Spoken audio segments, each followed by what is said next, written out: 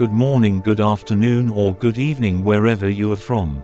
Welcome to Daily Insights. In today's episode, we discuss why India keeps resorting to export bans and restrictions whenever onion prices shoot up. It seems India doesn't want onions to leave the country. So, we're slapping a 40% export tax to discourage free movement. And the rationale is rather quite simple. We're worried about rising prices locally. It's inching upwards slowly, and the doomsday predictions are already here. Experts think it could touch the dreaded 100 rupees mark very soon, and this is quite problematic. As per some estimates, an average urban household spends 1,600 rupees a month on food. Around 180 of this is typically on vegetables. So, if onion prices shoot up, even buying 1 kilo of it will quickly consume over 50% of the vegetable bill. You can't run a household that way. It's just not feasible. But wait, is there a shortage of onions now?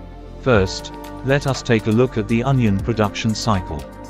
The main onion season is the Rabi crop. The crops are planted between December to January, and harvested from March to May. Typically, these onions have a shelf life of 6 months, and make up for 70% of the country's needs. But this year, there was a double whammy. We had unseasonal rains in March in some parts of the country. And we also had excessive heat waves in other parts. This played spoilsport. The crop was under threat, and farmers freaked out. They harvested early and dumped onions in the market. The erratic weather kind of hurt the shelf life of the onions as well.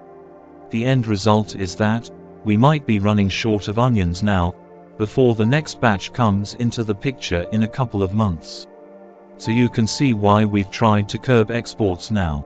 The hope is that we'll have more onions for ourselves, and tame these high prices. People have already been hurt by rising tomato prices. So, it won't be a good look if onion prices shoot up as well. And mind you, this is the typical policy whenever the price fear sets in.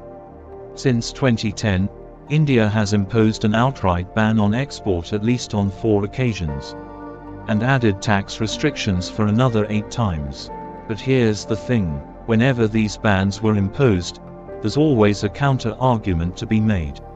People point to the second-order effects that come with such a move. For starters, some people say that import bans become a disincentive to onion farmers. Many Indian farmers have a tough life. They own small parcels of land, and struggle to make ends meet. At the end of the day, farmers at India's largest onion market such as Maharashtra, usually end up selling 40% of their produce, at a loss. Most farmers need prices to be at least 20 rupees a kilo in order to net a small return. And that doesn't happen. On average, the prices in the local wholesale market over the past decade have been well below that mark. So the only time they can balance things out is when they see the export market picking up. If the prices in global markets turn attractive, they will try and capture these higher prices. But what if the government suddenly wakes up and decides to impose a ban? It snatches away these potential profits. It creates angst. And after a period of time, farmers might begin to wonder if they should continue with cultivation. They'll try and look for alternative crops. Doesn't it sound quite plausible and rational? But the reality is that while this happens from time to time, over the long term, the area under cultivation for onion has continued to inch north. Maybe farmers haven't really abandoned the crop, despite its many problems. And maybe it's also because the government has been pushing for onion cultivation in non-traditional onion growing states, such as Madhya Pradesh too. Then, there's another argument which says that policy flip-flops hurt our reputation in the international markets.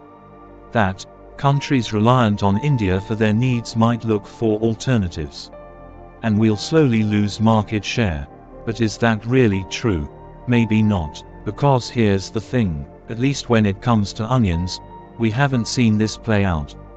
India has consistently been in the top 3 onion exporters in the world over the past decade, despite tinkering with export bans. And maybe that's because other countries resort to such food protectionism too. After the Russian-Ukrainian conflict escalated, most countries began to look inward. They imposed restrictions on exports of the key commodities. For instance, Indonesia banned palm oil from leaving the country. Turkey stopped exports of butter. And in total, 23 countries resorted to such measures during that time.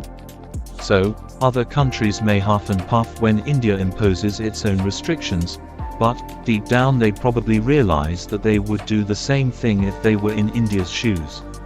The trade relations continue as is. But just because these second-order effects don't actually play out, it doesn't mean we keep relying on export bans to combat price rise. It's like using tape to stop a leaky faucet. It doesn't address why the faucet is leaky in the first place. And for onions, the root of the problem is wastage.